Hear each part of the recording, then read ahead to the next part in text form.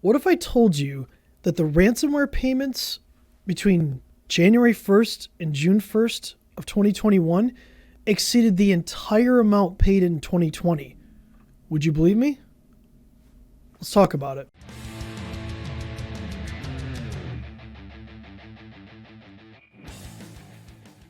Hi, I'm Chris Burns from Tech Gurus, and welcome back. So if you follow the U.S. Treasury Department, because I know everybody does, they have a Financial Crimes Enforcement Network, or FINCEN, and their whole job is to investigate financial crimes.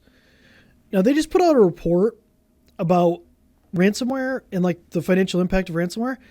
In the last 3 years, the top 10 variants of ransomware, they've tracked to more than $5.2 billion in payment.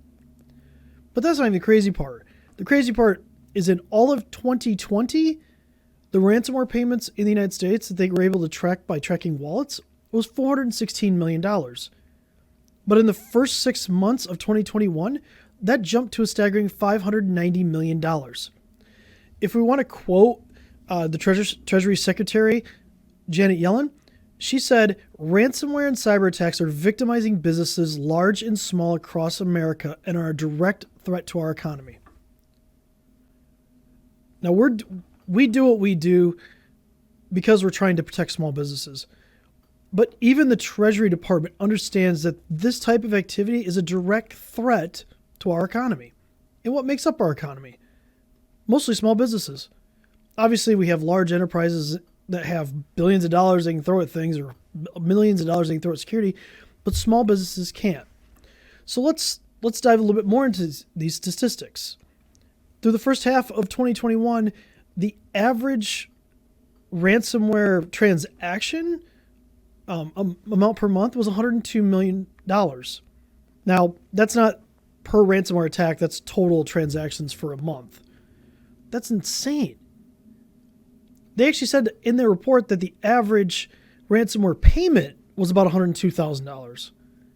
Now, if you have that money sitting aside, great. If you have cyber liability insurance that can pay for it, maybe. Depends on if you're going through all of the checks and balances that they have inside that cyber policy and that they don't use some sort of clause like they have maybe like an out like saying, hey, if it's terrorists or an act of war, which they will label some cybersecurity attacks as an act of war, they'll deny the claim. So I'm making this video not because I'm trying to scare you with numbers. I'm making this video to help people understand that even the Treasury Department understands that this is not a big business problem. This is not an enterprise problem. This is a small business problem as well. Small businesses can't absorb this type of an attack. They just can't. The stats don't back that up. So what do we have to do? We have to do everything we can to look at your network, look at your business, and make sure that we can see IOCs, indicators of compromise. A lot of these attacks are launched by phishing. They'll send you an email to somebody in your company. They'll trick them into doing something. They download a payload, and suddenly you have ransomware spreading throughout your network. That's one of the most common ways of doing this, but there are other ways to do it, and we don't want to get into that right now, but just be mindful of that. As we head into this holiday season, I want you to think about a couple things. What are you thinking about for 2021? Have you thought about a budget?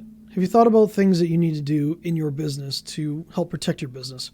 Now, I know there's tons of things you have to worry about. You have sales, you have marketing, you have payroll, you have production, whether you're a business that creates a product or a service. And I understand that.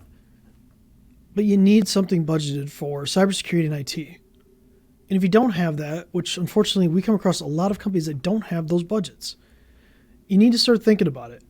I know it's a little late in the year for that, but start thinking about what can you put aside to make sure that you're doing everything you need to protect the business, to protect your livelihood, to protect the things that you care about. Because this report's kind of scary.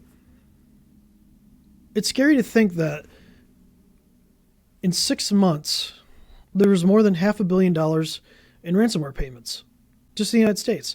And a lot of those are small businesses.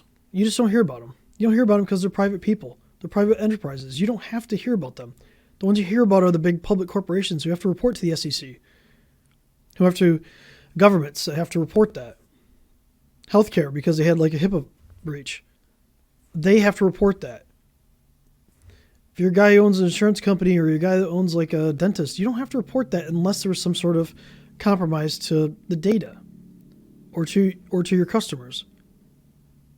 So even though you don't hear about it every day, I'm sure each and every one of you knows somebody that's been hit with this. So let's fight back. Let's have a plan. Let's execute on that plan and fight back. You can do this. We can help you. A comment down below. DM us, direct message. Ask us. Ask us what we can do to help you. I'm Chris Burns from Techie Gurus. Until next time, stay cyber safe.